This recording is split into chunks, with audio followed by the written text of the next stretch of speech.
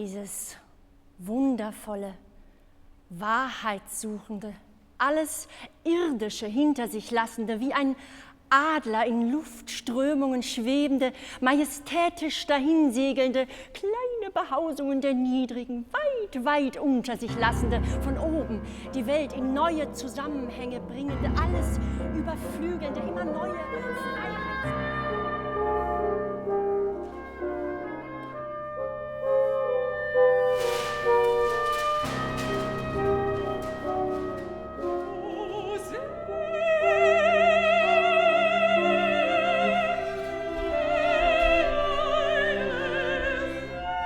Für mich Malermanier, es könnte auch so Malermischung oder Maler-Remix heißen. Es ist das Gleiche. Es ist die Oper, die man nie über sich selber, die man nie schreiben würde.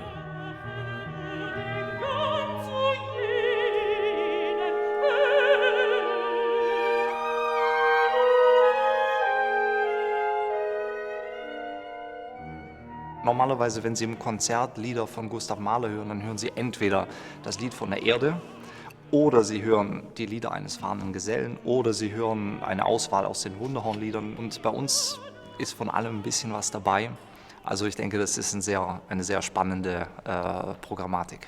Das Werk ist wahnsinnig reich an Spannung, an Sehnsüchten, an urmenschlichen Trieben, sodass sich daran auch sehr viel Existenzielles verhandeln lässt.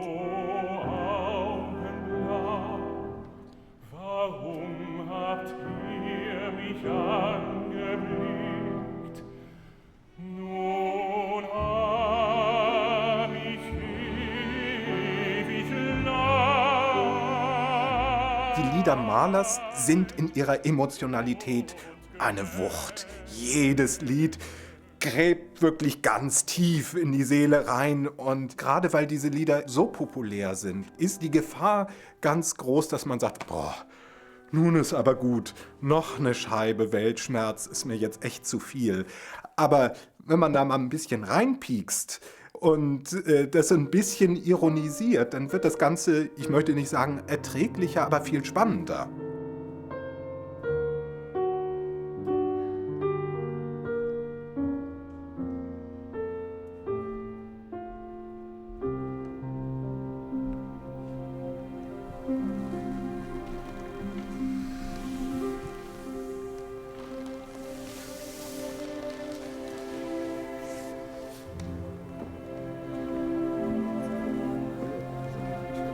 Seit meiner Kindheit beobachte ich Menschen. Und das tue ich leidenschaftlich gern und stelle dabei immer wieder fest, dass es unglaubliche Ambivalenzen gibt im Verhalten von Menschen und Widersprüche. Also der Gestus kann was anderes sagen als die Mimik, die Sprache kann der Mimik widersprechen. Und dazwischen irgendwo finden wir die Wahrhaftigkeit einer Persönlichkeit.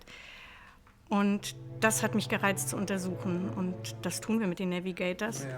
Größere Bewegung, so exaltierter. Also darf ruhig ein bisschen expressiver sein. Was ich mich jetzt frage ist, was passiert, wenn wir diese Musik von damals heute hören und produzieren? Was löst das in uns aus? Gibt es vielleicht sogar noch ähnliche Emotionen, die damals stattgefunden haben? Und wie transformieren die sich heute in einem Körper, der in einer Großstadt wie Berlin lebt, mit seinen Einflüssen und seinen völlig anderen Lebensbedingungen? Ein bisschen rund der Arm, genau. Das ist schön. Wenn die auch ein bisschen Dialog haben, die Hände. Ich finde es sehr gut, dass Mahler in dieser Arbeit zwar der Impuls ist, dass aber immer die Frage im Zentrum steht, was hat das für heute eigentlich für eine Bedeutung? Was sagt uns das? Und das sind ja eben genau diese Themen mit der Erfahrung des Scheiterns, mit Verlustängsten, mit Entfremdung. Um die geht es eigentlich. Es geht jetzt nicht darum, etwas Neues über Mahler zu erfahren.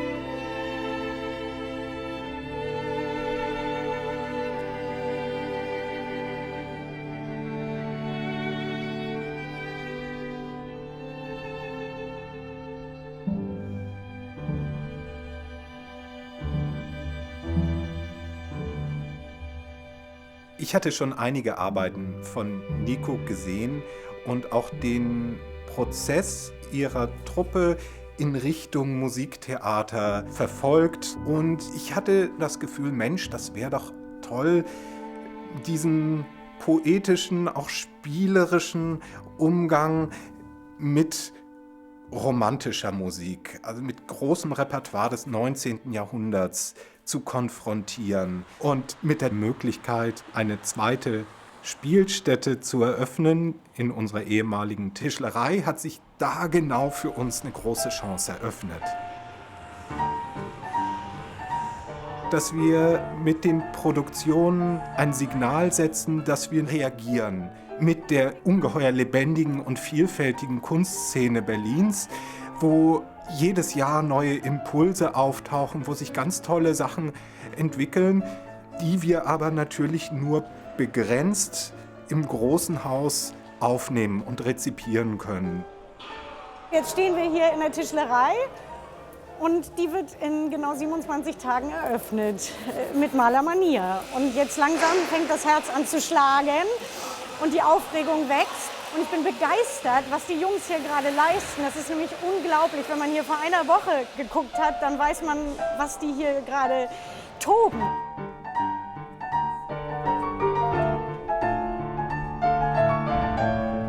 Ich würde sagen, wir bauen jetzt mal wieder das Anfangsstadium zurück und starten jetzt mal mit den Proben. Okay, Konzentration alle bitte. Es wird mich oft gefragt, was ist das für eine Methode, die du da auch unterrichtest an den Hochschulen und so. Das ist natürlich etwas, was über die Jahre gewachsen ist und auch durch ganz unterschiedliche Sprachen, die in den letzten Jahren im Ensemble geherrscht haben, sich langsam entwickelt hat. Was nicht klassisch ist, dass wir nicht direkt nach Stücken arbeiten, sondern Nico sehr viel mit Hilfe von Improvisation erarbeitet und eigentlich am Anfang vom Probenprozess kein Ablauf steht. Das war echt berührend. War ganz toll. Ich bin Schauspielerin. Ich habe angefangen, eher an Stadttheatern zu spielen. Und irgendwann wollte ich dann frei sein, dann bin ich nach Berlin gezogen. Dann eigentlich zeitgleich bin ich dann auf Nico gestoßen. Nico habe ich kennengelernt 1999 in Berlin. Und zwar, da war eine Audition in der Berliner Zeitung angekündigt von Nico and the Navigators. Keine Ahnung, dachte ich mir, gehst du halt mal hin. Ich habe meine erste Tights angezogen und es war klar, ich bin Tänzer. Und ich habe meiner Mama gesagt, hey Mama, ich will Tänzer. Toll, großartig. Ich bin Tänzerin von Beruf, Performerin. Ich habe sogar ein Diplom für Bühnentanz. Ich habe immer schon als kleines Kind ganz viel zu Hause getanzt und habe dann irgendwann angefangen, Tänze zu verschenken. Ich hatte mein Debüt am Festspielhaus mit 9 Jahren als kleiner Nibelunge, als Kinderstatist. Ich bin Tänzer. Ich tanze so professionell seit 10 Jahren jetzt. I always enjoyed singing. I remember singing before I remember myself talking, really. I basically got involved with Nico and the Navigators in this project through Deutsche Oper. Everything in this project and in its preparation feels different because it's a very different kind of concept and type of work.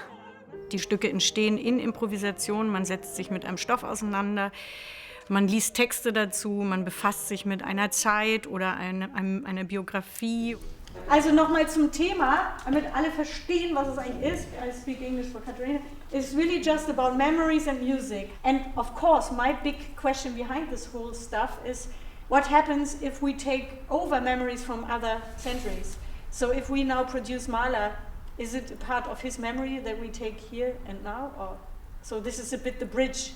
Wir haben sozusagen einen Ablauf gestaltet aus unterschiedlichen Liedern, aus seinen Liederzyklen, sowohl aus den fahrenden Gesellenliedern als auch aus den Rückertliedern und Kindertotenliedern. Und es geht sozusagen ein bisschen biografisch durch sein Schaffenswerk.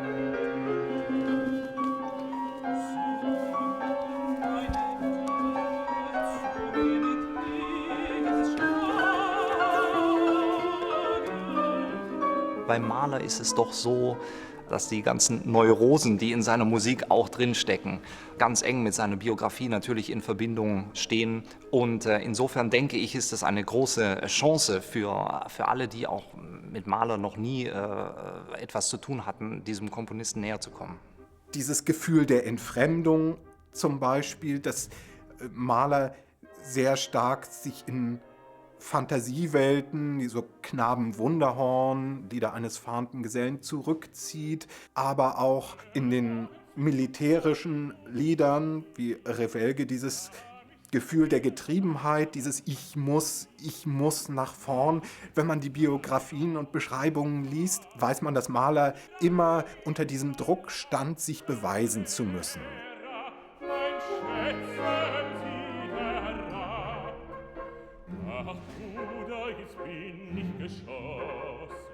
Die Kugel hat mich schwer getroffen. Mag ich in mein Quartier, trallali, trallalei, trallalera, es ist nicht weit von hier.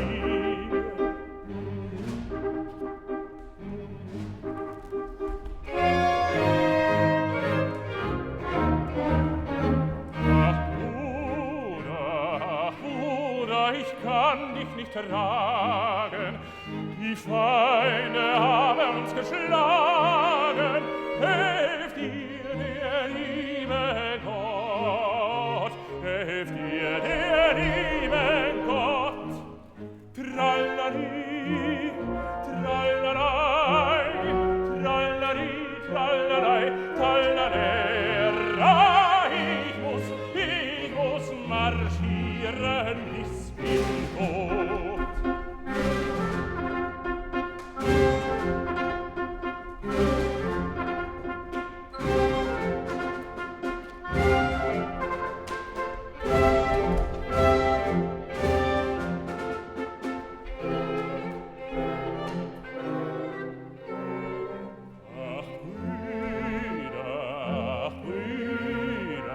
Ihr geht ja mir vorüber, als wär's mit mir vorbei, als wär's mit mir vorbei.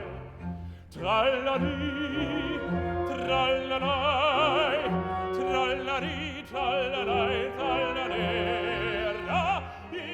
Und was wir gebaut haben, ist eine Art Denklandschaft, ein Tableau vivant um seine Zeit, um seine Ära und natürlich auch um die Figuren Mahler, Alma. Wir haben also keine psychologisch 1:1 gestrickten Figuren gebaut, die jetzt uns ganz konkret psychologisch vorgeführt werden, sondern es geht um diese Aspekte, die diese Figuren ausgemacht haben. Es gibt einen Maler, der jung ist und tanzt. Es gibt einen Maler, der eher diesem älteren Maler zugeordnet ist, der am Ende seines Lebens steht und nichts mehr zu verlieren hat. Dazu gibt es noch einen Vertreter der Moderne, der sozusagen, der kann ein bisschen in die Richtung Walter Gropius oder Schönberg gedacht werden. Es gibt die ganz junge Alma, die noch voller Lebenselan und Freude und ja, Optimismus ist. Und dann gibt es eben die alte Alma, die nach seinem Tod das Leben nochmal Revue passieren lässt und reflektiert. Und diese Figuren, die begegnen sich auch teilweise, die treffen aufeinander, die setzen sich auseinander.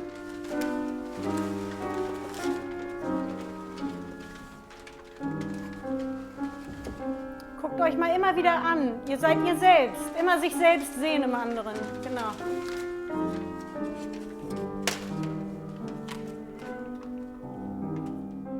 Also ich möchte auf keinen Fall mich mit Mahler identifizieren, aber als Person habe ich also viele gleiche Eigenschaften, finde ich. Also wie den Ordnungszwang oder... Also ich bin ein bisschen Hypochonder auch, so wie Mahler war.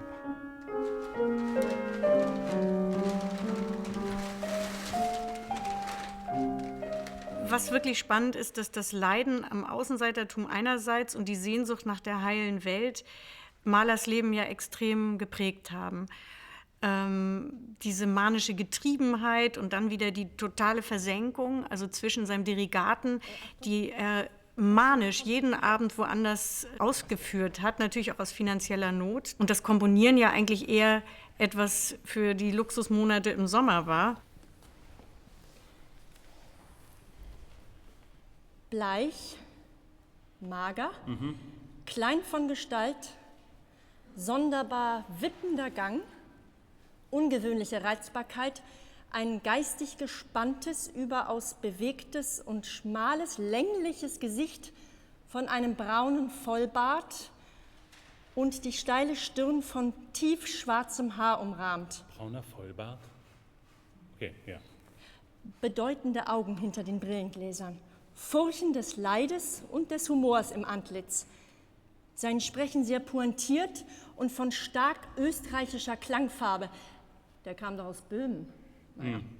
Immer ein Pack Bücher oder Noten unterm Arm. Ja, das habe ich mal gesehen, von weitem. Unterhaltungen mit ihm zumeist stoßweise. Genie und Dämon zugleich.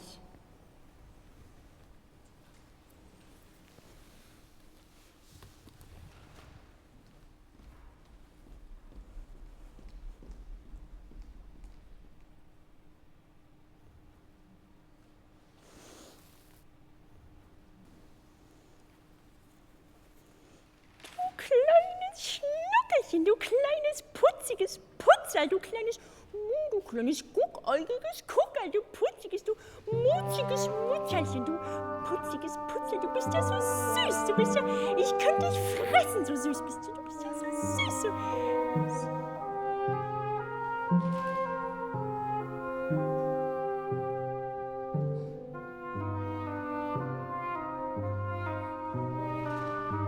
Es kommt immer darauf an, den Punkt zu suchen, wo habe ich Lust dran? Was habe ich Lust, mehrere Abende hintereinander und immer wieder zu spielen? Also es war hier ganz klar für mich so, dass es eine Einladung gab, sich selbst darauf vorzubereiten.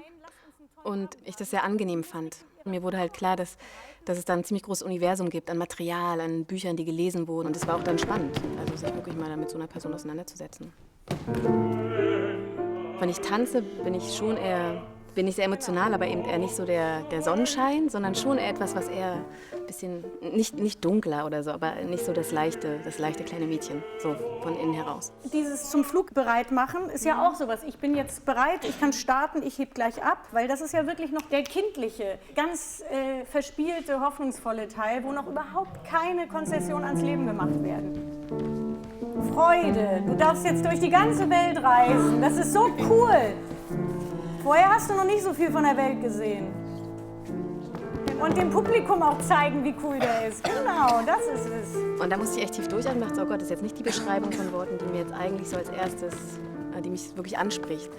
Und dann war es aber ganz spannend, das mal zu machen. Das war, glaube ich, auch so ist meine Herausforderung an dem Stück. Auch immer wieder, jeden Tag, wenn wir halt gucken, diese Stimmung zu finden, diese Leichtigkeit zu kreieren. Und das ist auch toll eigentlich, mal da reinzugehen. Also, dass sich jemand anders mal zu was anderem einlädt, als das, was du sowieso mitbringst.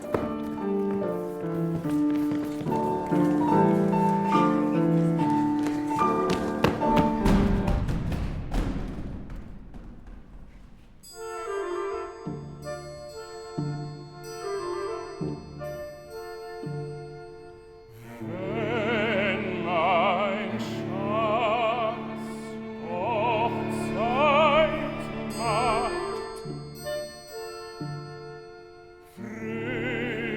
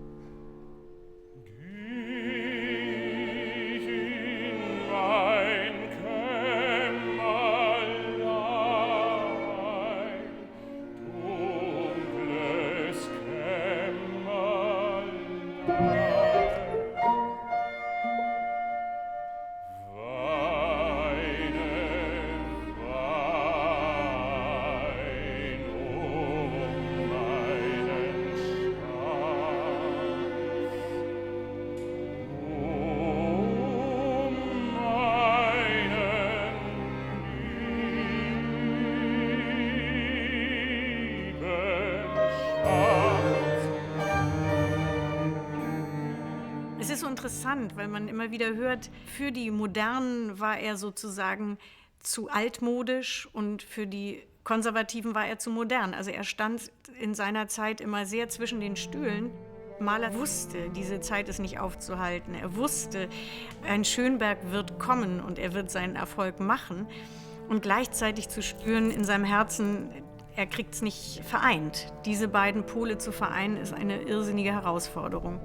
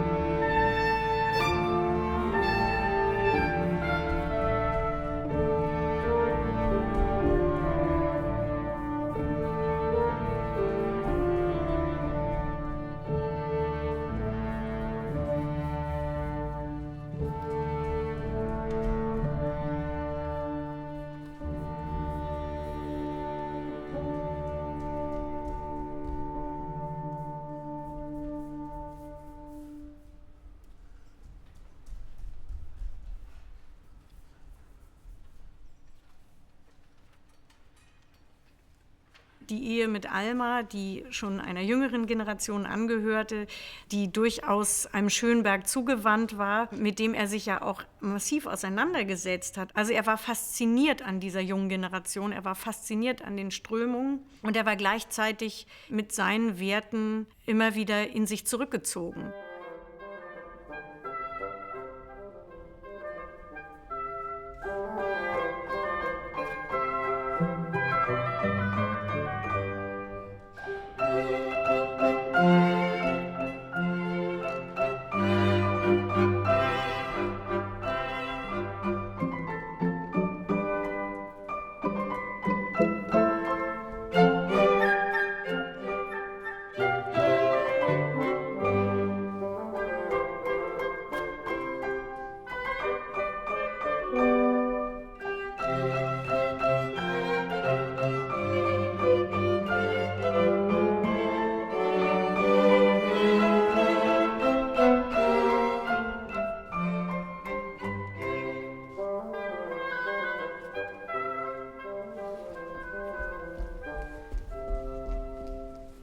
Also der Maler ist merkwürdigerweise sofort auf mich aufmerksam geworden. Durch seine Brillen hat er mir, also die Tischnachbarin, die war da so neben ihm gesessen und die Tischnachbarin, die hat da also gar nicht beachtet. Also der war sofort immer so durch seine Brillen mit so einem Blick zugeworfen, das war da bei den Zuckerkandels. Und die Tischnachbarin, die hat da einfach links liegen lassen, also sofort. Also sofort ist er auf mich aufmerksam geworden und das war dann so, da haben wir so gelacht, ich war da so zwischen dem Burkhardt gesessen und dem Klimt und der hat da immer nur rüber und war so ganz, und die Tischnachbarin, die hat da einfach weggewischt, die war einfach gar nicht vorhanden, also die hat gar keinen schönen Abend gehabt und dann war er immer so bei mir und dann ist er auf mich zugekommen und dann hat er gefragt, ob ich am nächsten Tag zu Generalproben an der Wiener Hof. Wenn man sich jetzt diese alte Alma anguckt, die halt sehr zynisch, verbittert, ja, wie so ein biestiges Monument, die da so auf ihren Verflossenen gethront hat, ist es dann auch wieder schön, trotzdem auch die Spielerin dem entgegenzusetzen, die, damit es jetzt nicht nur so biestig ist, sondern auch noch einen gewissen Charme hat.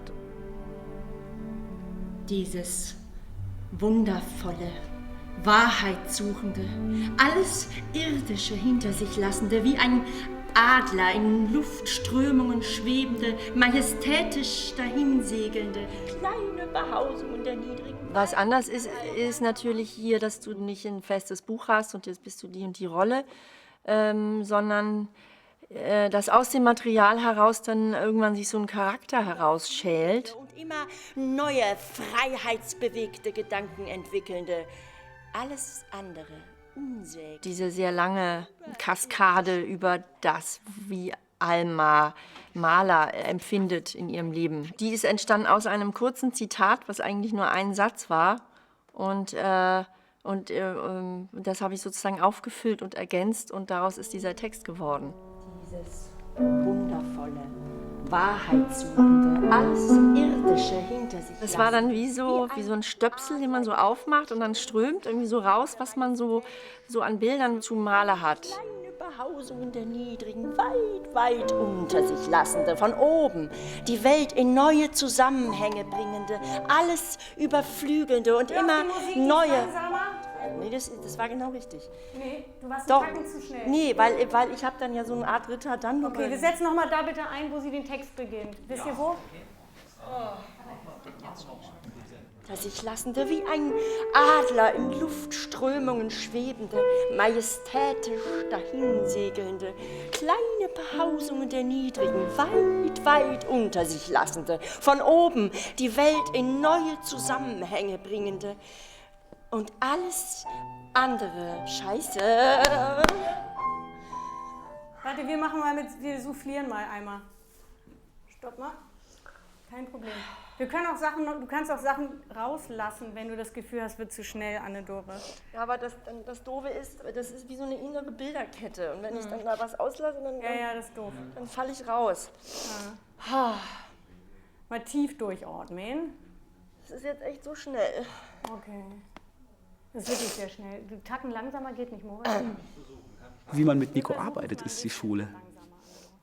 Wie man miteinander umgeht, auch menschlich, mit Respekt und so. Das ist und wie Nico einen aufsaugen kann und auch einen verstehen kann, ohne dass man da jetzt gerade was erklären muss. Und das ist schwierig zu beschreiben, aber das gehört zu der Technik dazu. Es gehört zu der Zusammenarbeit dazu und dieses Vertrauen, wo man sich fallen lassen kann. Also man kann ihr vertrauen, immer 100%. Nico würde nie irgendwas zulassen, was einem nicht gefällt.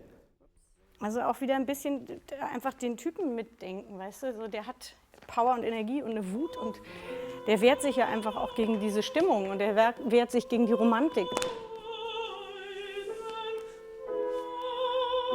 Ich bin der Vertreter der Moderne.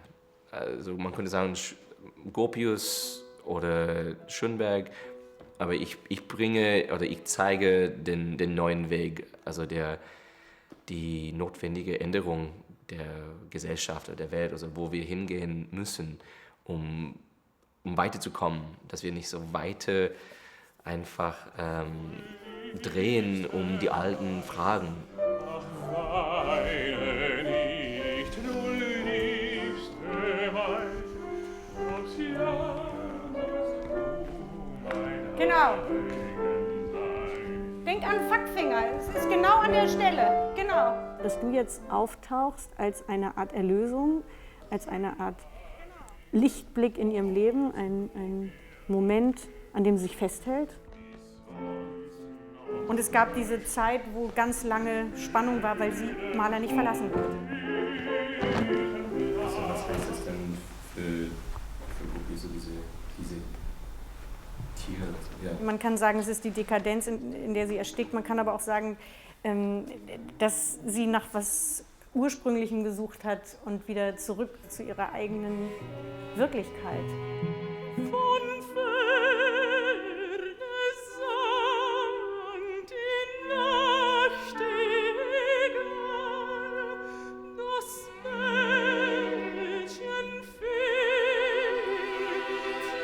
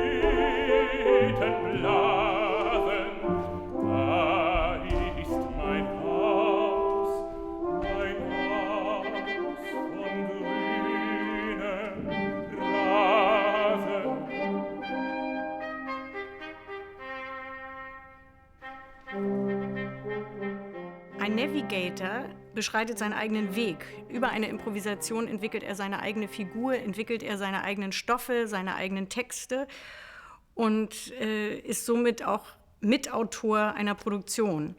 Und das war mir von Anfang an wahnsinnig wichtig, weil ich davon ausgehe, dass mehr Köpfe mehr denken. Ich fände jetzt wirklich wichtig, dass wir eine Improvisation starten, und zwar mit dem Prinzip, einer macht vor, die anderen machen mit. Nur Simon bleibt wie ein erster Baum jetzt mal. Er steht mitten im Geschehen, singt und hat den Blick in eine Richtung und gibt sich irgendwelchen Sehnsüchten hin, die ihr nicht so ganz nachvollziehen könnt. Der ist unnahbar und jeder versucht auf seine Art, ihn um Aufmerksamkeit zu bitten.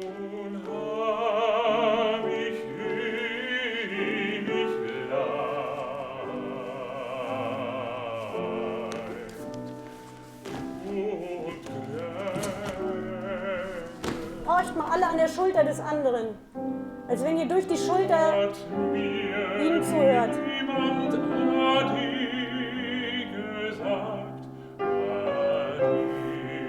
Nee, du nicht, Simon, du musst gerade bleiben.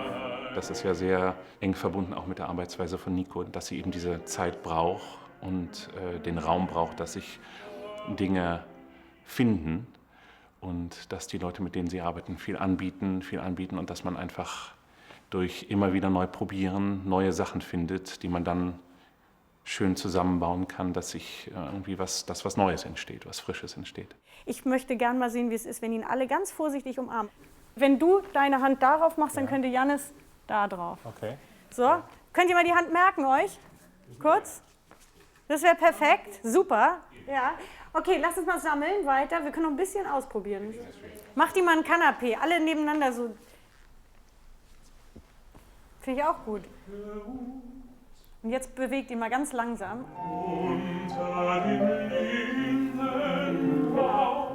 Dann gibt es natürlich den Prozess, in dem jemand entscheiden muss, wie bringen wir das jetzt zusammen. Und das ist dann ja meine Aufgabe, das zu filtern und zusammen zu komponieren. Also diese Szene bleibt eine Baustelle. Also was wir mögen, ist die Idee, dass er sich nicht aus seinem Film rausholen lässt, dass er diese spätromantische Überzeugung in sich hat, absolut in seiner Welt schwebt und alles drumherum vergisst. Okay. Theoretisch wunderbar. Ja.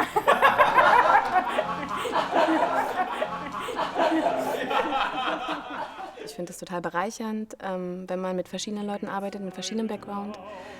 Gerade weil wir halt viel improvisieren, dass man halt voneinander dementsprechend sich inspirieren lässt. Was bei Nico besonders ist, ist die Suche nach so einer ganz feinen Ästhetik, die wirklich so ihre ist. Dass da wirklich so ein eigener Blickwinkel ist, wie man so Bilder kreiert. Da muss ich Abschied nehmen vom allerliebsten Platz.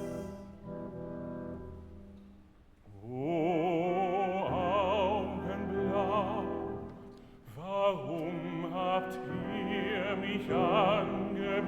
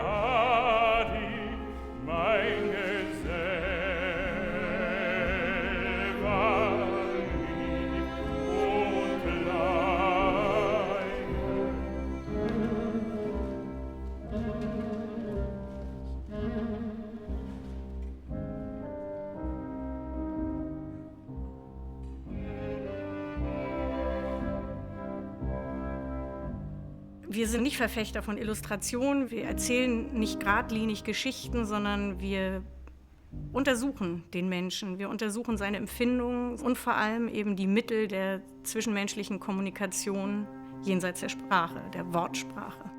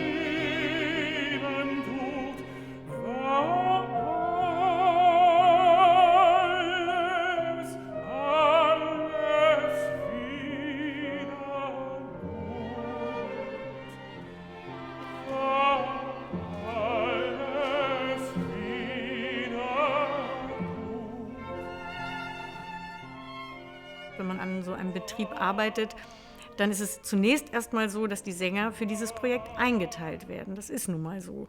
Es ist natürlich ein Riesenunterschied, ob sich jemand bei mir bewirbt für ein Projekt und nach etlichen Auditions dann dabei ist oder ob jemand eingeteilt wird und sich sozusagen nicht für diese Arbeitsmethode ausschließlich entschieden hat. Das ist eine andere Überzeugungsarbeit, die man leisten muss.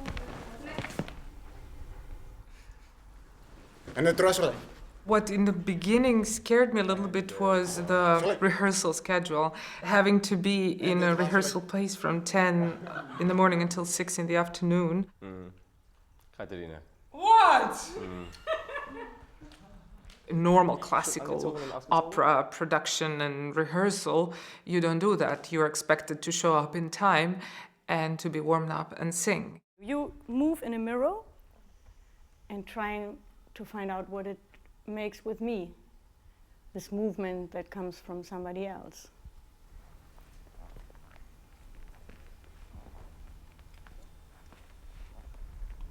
And you get a bit more and more into the body, into the face. Was natürlich anders ist bei uns als bei anderen Produktionen, die Sänger kommen nicht, um ihre Partie zu singen oder genau die Szene zu bauen, in der sie vorkommen, sondern sie sind 8 Stunden am Tag mit im Probenraum und sie nehmen teil auch an den Improvisationen anderer. Also sprich, wir schauen ganz viel einander zu, um uns kennenzulernen. Das ist gut. To be honest, everything in this production is a challenge. To be so attentive of the colleagues. Some of them are actors, some of them are dancers, and I have one colleague who is a singer. You have to be constantly attentive of what they're doing, that you have to respond to that. You have to find your own place on stage and do the task, still not disturb anybody, but still make connection. It's all of it is still a big challenge. On the very first day, when I sang one of my leads, one of my songs, Erinnerung, I had, of course, my own idea how to sing it and how I would like to deliver it. Relax your face, really, very neutral. Weißt du? Weil im Moment bist du sehr weich und schwimmst sozusagen mit den Gefühlen und mit dem Ausdruck der Stimme. Das ist so ein bisschen, der Kopf ist geneigt, dann geht die Mimik stark mit. Und das ist jetzt so eine Grundsatzgeschichte bei allem. Mir geht es immer darum, dass man versucht, so wenig wie möglich Gefühle zu spielen, zu zeigen, nach außen zu tragen und so viel dem Zuschauer selber überlassen und dem Zuhörer. Und ich wünsche mir, dass du praktisch wirklich versuch mal einmal neutral zu sein. Mal gar nicht. Das kann ich nicht. Ich das kann ich nicht. Weil Nee, ich meine für jetzt im mich, Ausdruck. das ist eigentlich dann ein Spiel, aber furchtbar schwieriges Spiel. Nicht zu tun und nicht zu zeigen, nicht neutral zu sein. Weil ich gebe dir mal so ein kleines Beispiel. Wenn ich dir sage, ich liebe dich, oder wenn ich dir sage, ich liebe dich. Ja, das ist, aber es ist was anderes beim Singen. Ich verstehe total, was du sagst, nur ich gebe dir jetzt mal also du sollst das Gleiche erleben für dich. Ja? Im Herzen sollst du genau dasselbe erleben. Ich will dich nicht beschränken in deinen Gefühlen und auch nicht in deine gesanglichen Ausleben. Aber was du mal probieren kannst, ist, einen Fokus zu setzen, an einen einzigen Punkt den Blick zu richten. Also nur mal an einen Punkt. Und der ist für dich sozusagen dieser Fokus deiner Erinnerung, woher du alle Kraft, alle Emotionen nimmst. Und da beziehst du dich drauf. She just wanted me to do really nothing in it. And to not to do anything with my face, not to really do any movements with my body, live it inside and let the audience feel what I'm singing about. And for me, it was a big challenge to keep the straight face and not to move, because sometimes you need this impulse that you give to yourself. And this was just really, really tough.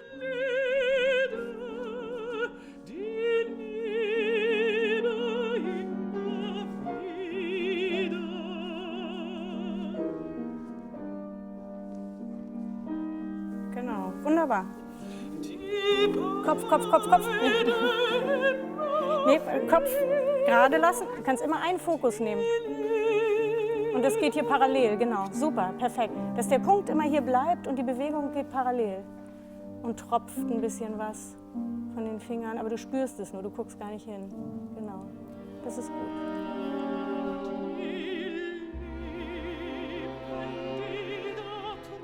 Es gibt so unglaublich subtile Kommunikationsweisen, die aber teilweise nicht mehr erkannt werden. Ich finde, da ist der Theaterraum eine letzte Festung, in der man eben zeigen kann, wie differenziert und subtil Kommunikation eigentlich vonstatten gehen kann. Wie wir scheitern, wie wir uns aneinander reiben und nie wirklich begegnen, wie wir die stärksten Gefühle mit den kleinsten Ausdrucksmitteln vermitteln können und umgekehrt die größten Gefühle nicht über große Mittel transportieren können.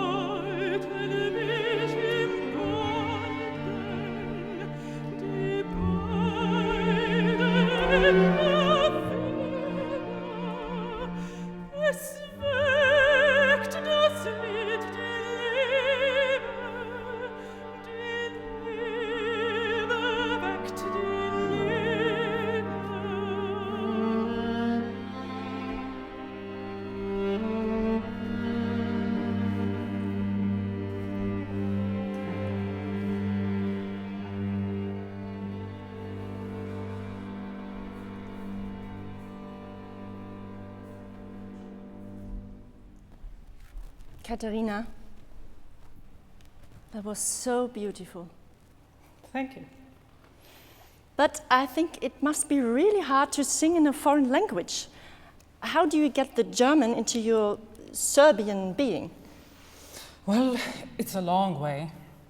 I first have to translate from German into English because I understand English better. But then I have to translate from English into Serbian to really, truly understand the text and to feel it in my heart. What does it mean to feel Serbian? Pesme mi bude ljubav, a ljubav pak budi moje pesme. I oboje me drže u lancima. In German?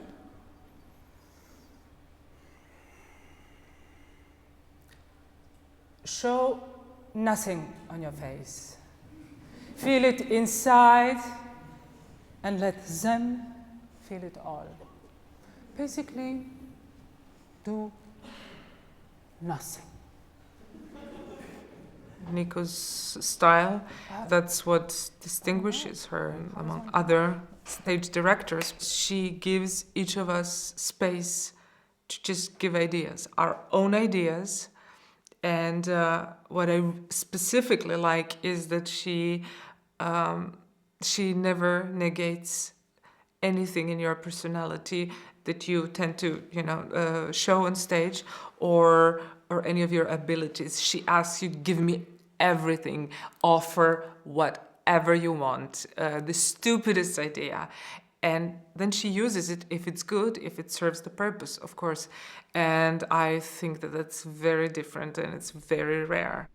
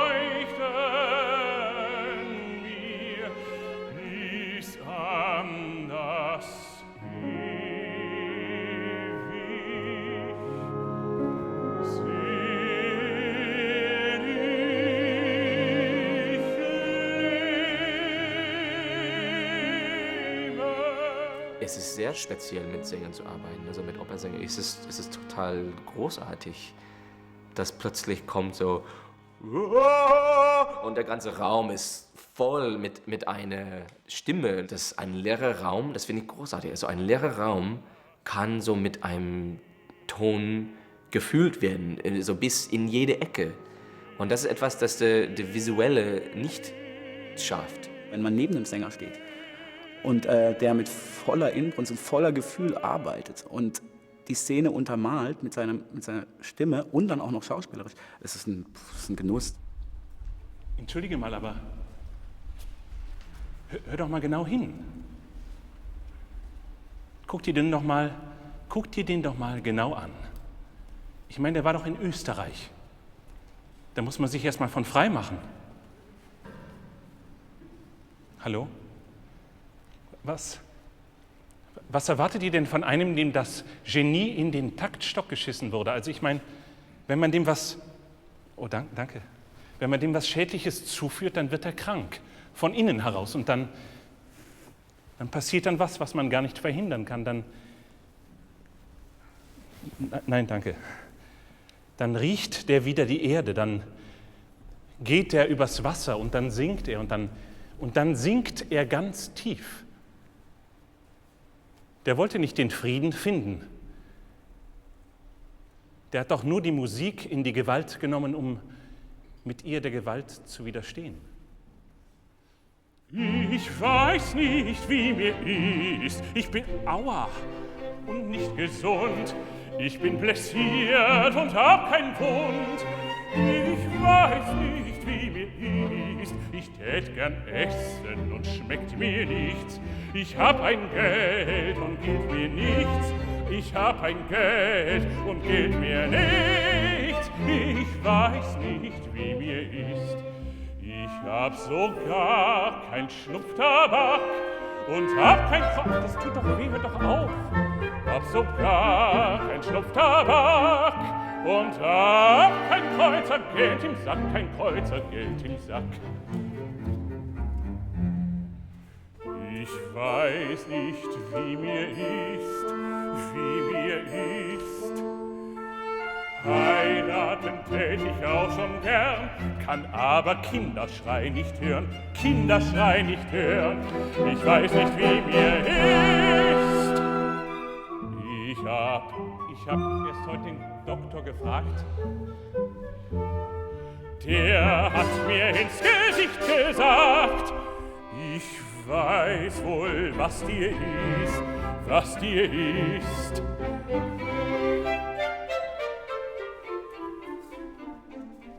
Ein Narr bist du gewiss, nun weiß ich, wie mir ist, nun weiß ich, wie mir ist. Ein Narr bist du gewiss, nun weiß ich, wie mir ist, nun weiß ich, wie mir ist. Olli und ich, wir sind ja auch ein Künstlerpaar wie Alma und Mahler, nur dass wir glücklicherweise in einer Zeit leben, wo wir gleichberechtigt sind. Ich würde sagen, wir reden gar nicht so viel darüber, obwohl wir wahrscheinlich wirklich drüber reden im Privatleben.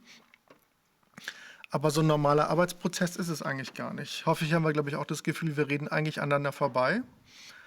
Und die Sachen passieren dann einfach immer so. Und das ist ein bisschen ein Prozess, der ist vielleicht ein bisschen magisch, aber gar nicht rational nachzuvollziehen. Für mich als Beteiligter. Ich gehe einfach mal durch die ganzen Funktionen jetzt durch, ne? Ja. Ihr müsst euch das mal so ein bisschen ausprobieren und euch dann mit diesen ganzen Bewegungen auch auseinandersetzen.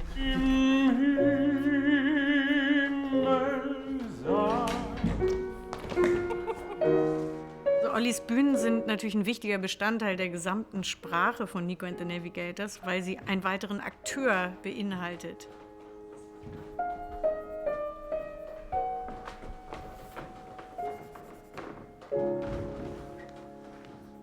Die Bühnen sind grundsätzlich nicht illustrativ, sondern sind immer ein Assoziationsraum, der dann im Laufe des Prozesses noch vielseitig bespielt werden kann.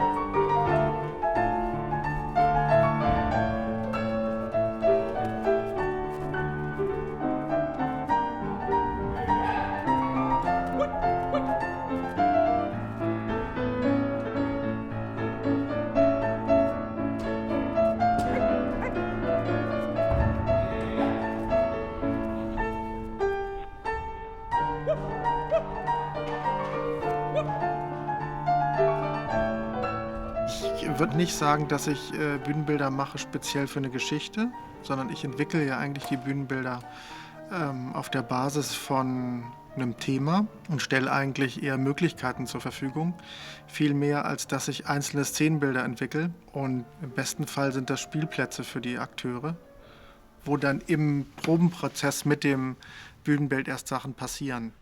Olli, das Erste, was ich gerne sehen würde, ist, wie Frank sich mit dem Ornament, wie er sich selbst oder andere damit zersägt. Also entweder Requisit oder ganz weg. Entweder muss man es nutzen oder weg. Also wenn wir es da haben, dann muss das irgendeine besondere Funktion kriegen. Alle 3 Häuser, in denen Mahler komponiert hat, hatte diese Zierleiste. Sonst hätte ich die wahrscheinlich auch nicht gemacht. Aber sie ist so dominant im Leben von Mahler, also weil in diesen ganzen Häusern sind die meisten Kompositionen entstanden, dass wir eigentlich gesagt haben, die muss ran. Wie schwer ist das? Ist es nicht ganz leicht. Und jetzt ist die Frage, also du kannst natürlich, du kannst auf jeden Fall die alte Zeit wegsägen und wegtorpedieren. Also irgendwas muss damit passieren, sonst finde ich es albern. Wenn du das cool findest, das ist für mich hart umkämpft. Da hinten steht noch ein zweites Brett ohne Ornament. Zur Premiere werden wir dann sehen, ob dieses symbolische Element drin geblieben ist, ja oder nein. oder er will es wegschmeißen und ihr verhindert es. Spinnst du? Was spinnst du? Das gehört Maler. Das gehört, oder vielleicht müssen das gehört Jannis. Das ist vielleicht die Komponierhütte. Super, machen wir mal. Weiter. Was ich bisher in der Zusammenarbeit am faszinierendsten fand, war, dass recht klar wurde, dass sich da zwei ganz unterschiedliche Modelle gegenüberstehen. Die Theatergruppen der Off-Szene arbeiten mehr nach dem Familienprinzip. Das heißt, wir haben eine gemeinsame Idee und wir halten alle zusammen und arbeiten mit voller Kraft daran, dass diese Produktion jetzt möglichst toll wird. Im großen Opernhaus passieren ganz viele Dinge gleichzeitig. Das heißt, in dem Betrieb ist jeden Tag enorm viel los und das muss alles auch noch bewältigt werden.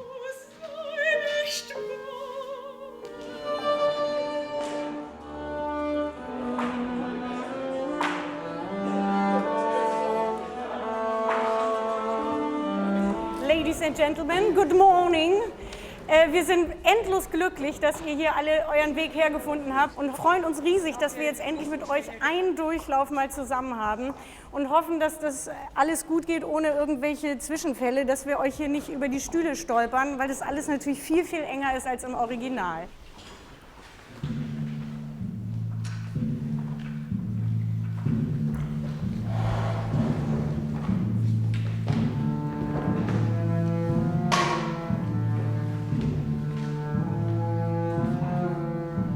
Zumal wir kein großes Orchester haben, mussten wir Lieder arrangieren, teilweise für unsere kleine Besetzung. Das sind 16 Musiker.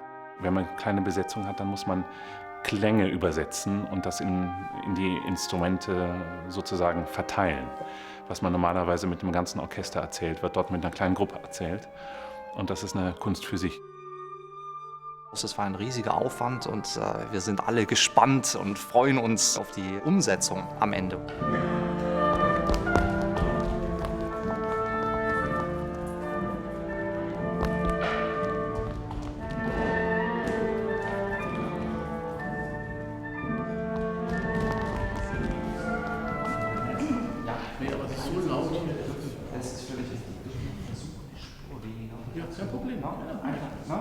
Entschuldigung, weiter bitte. Okay. Ja? Moritz. Yes. You look so seductive with your conductor's stick.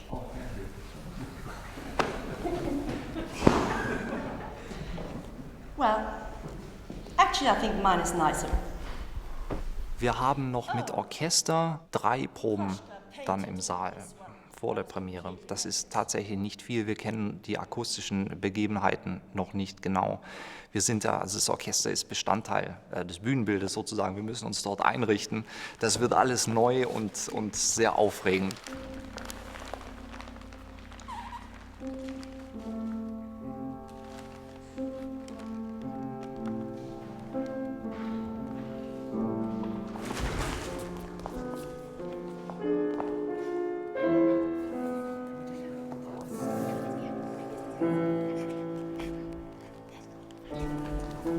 Abstraktion heißt ja nicht, ich spiele jetzt mal modern, heißt ja nicht, ich entferne mich jetzt komplett von allen Parametern der Menschlichkeit, sondern heißt, ich darf jetzt plötzlich in einem Raum etwas tun, was ich im Leben nicht tue. Und vielleicht sogar Dinge zulassen, die ich im Leben nicht zulassen darf. Da stellt sich ja ganz schnell auch die Frage, spielen wir im Leben mehr Theater als auf der Bühne? Und ist der Bühnenraum der eigentliche Raum für das Leben? Sicherlich immer mit dem hohen Auftrag, das künstlerisch umzusetzen. Und es geht nicht um einen Therapieraum, es geht nicht um Selbstfindung, sondern es geht um eine ehrliche Auseinandersetzung zwischen Mensch und Stoff, die dann verarbeitet wird in einem künstlerischen Prozess, der verständlich wird.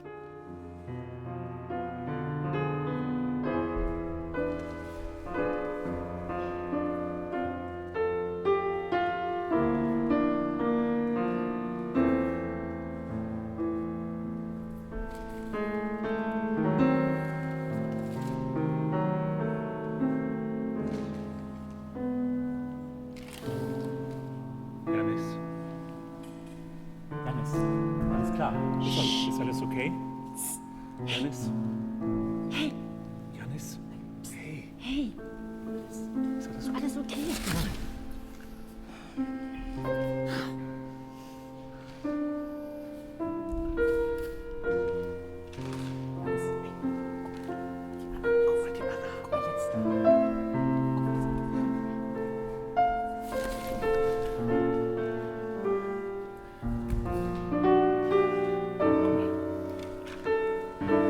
Die Anna tanzt nur für dich. Jetzt war ganz gut. Sie ist ganz allein. Jetzt kannst du hin. Jetzt kannst du hingehen. Jetzt. Tu einfach was. Tu's.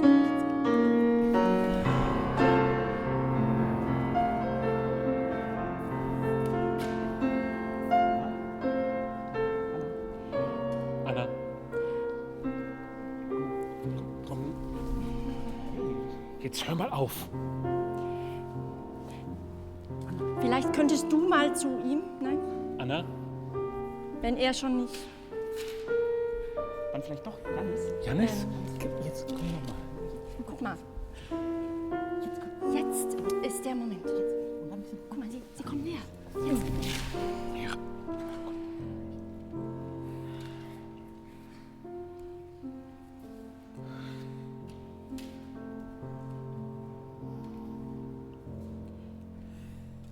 Wenn ich mich frage, wen wir in diesem Stück eigentlich kennenlernen, kann ich nur sagen, uns selbst und unser Gegenüber, die Menschen, mit denen wir Umgang haben und die wir hoffentlich nach so einem Abend vielleicht ein bisschen anders betrachten, weil der Sinn ist ja nicht, etwas zu erfahren über Menschen, die schon lange tot sind, sondern über Menschen, die leben und eventuell auch unser Verhalten zu ändern oder aufmerksamer zu sein, was mit denen eigentlich los ist. Aber dieses Jahr, Weihnachten 1910 in New York, war alles anders. Dieses Jahr ging das Scheckbuch, das sonst immer im Schrank verschlossen war, weil man war ja mit dem Kopf immer woanders und das Scheckbuch könnte ja verloren gehen. Dieses Jahr war das Scheckbuch in der Stadt und wurde immer dünner, das Scheckbuch. Und dann kam die Bescherung und dann wurde ein Spitzentischtuch verlangt und ein Riesenstapel von Geschenken. Und ich musste ausgesperrt werden erst. Und dann kam ich hinein zur Bescherung, einen Riesenstapel von Geschenken unter dem Spitzentischtuch. Lauter Dinge, die ich liebte und die er nicht liebte, wie Schmuck und Schuhe und Parfum. Lauter Dinge, die ich immer gewollt hatte, 10 Jahre lang. Und die er jetzt zum ersten Mal. Und noch ein Bon war da auch noch, ein Bon über ein Bommel mit meinem liebsten Almchili, mit meinem allergeliebtesten Almchili, mit meinem allerliebsten Almchili, mit meinem allerliebsten Almchili.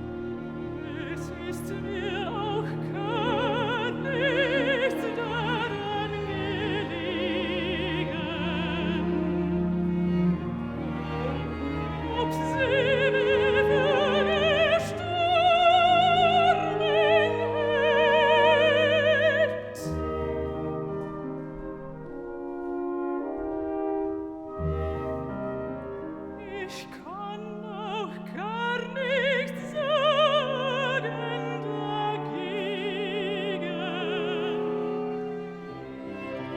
denn wirklich bin ich gestorben, gestorben die Welt.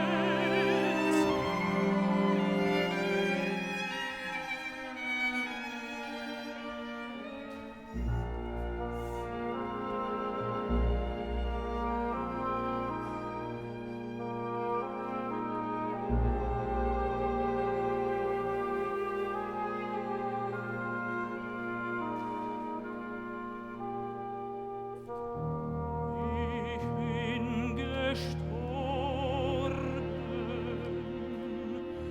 im Feld getötet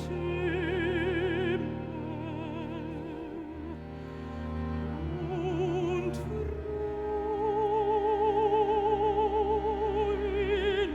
in einem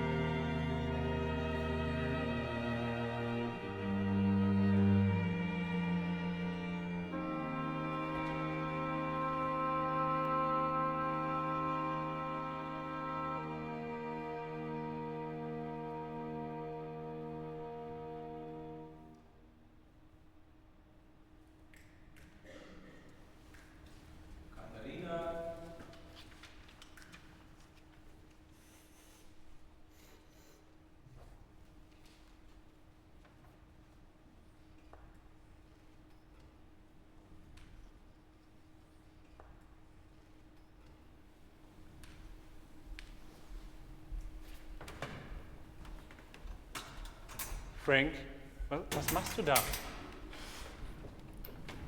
Frank, dir ist schon klar, dass du jetzt hier gerade total den Moment kaputt machst, oder? Das ist vielleicht ein Komponierhäuschen hier.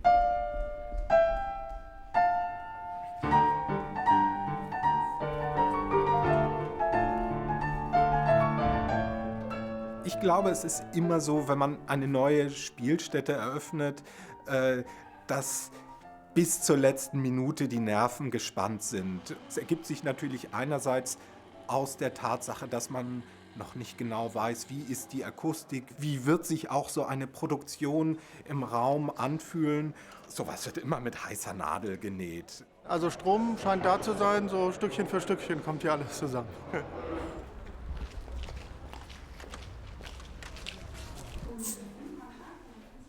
Really wild. Dass man sich jetzt echt freut, miteinander diesen Moment zu erleben, dass jetzt wirklich gehen die Türen auf. Und für bestimmte Dinge braucht es auch ein Publikum, ne? Dass dann wirklich die Manege freigemacht wird. Und im Moment freue ich mich ganz sehr auf meine Kollegen und bin aufgeregt zu gucken, was dann auch passiert. dieses richtige Gefühl, wenn man sich dann eingespielt hat und wenn man dann so Nanosekunden auf einmal begreifen kann. Ein Blick, ein Wimpernschlag. Wenn man den dann auffasst, das ist dann, da fängt es dann an. Direkt zur nächsten Reise lospreschende, ins nächste Konzert hineinschlüpfende.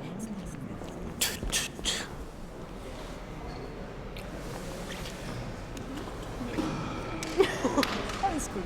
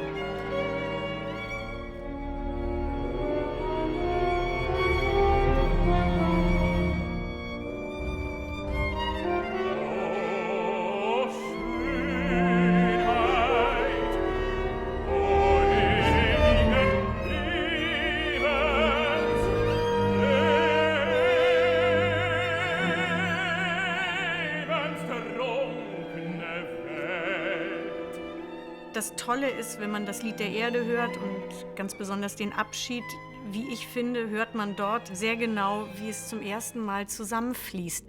Ein Zeitpunkt, zu dem er wusste, sein Leben wird ein Ende nehmen. Alles ist verloren. Alma hat ihn verlassen mit Walter Gropius.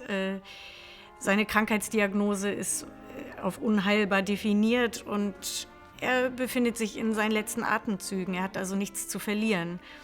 Und dort spürt man auf einmal, wie er doch auch schon diese moderne Zeit in sich aufgesogen und verarbeitet hat und das alles ineinander greift.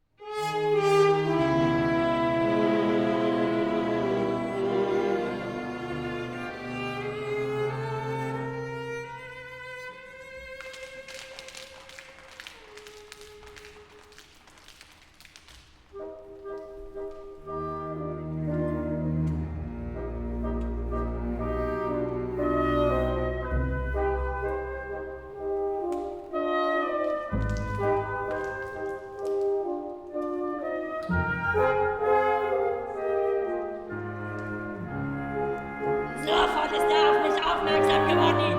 Die Tischnachbarin, die war einfach weggewischt ist. Sofort, ich war der Kernenstern, der schönste Stern am Gesellschaftshimmel. Sofort, die alle einfach weggewischt war. Weggewischt und der Tisch, die Tischdecke. Ich war die schönste Frau von denen, die